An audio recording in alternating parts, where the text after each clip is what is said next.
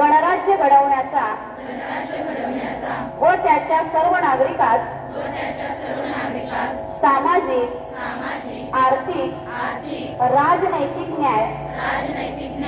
विचार अभिव्यक्ती विश्वास श्रद्धा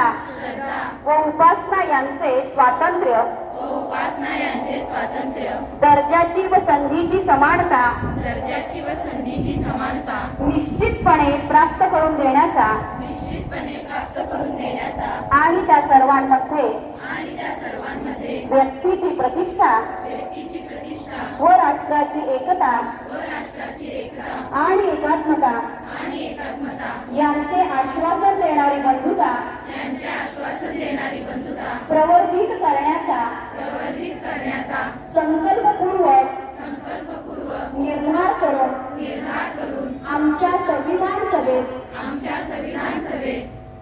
आज 26 नोव्हेंबर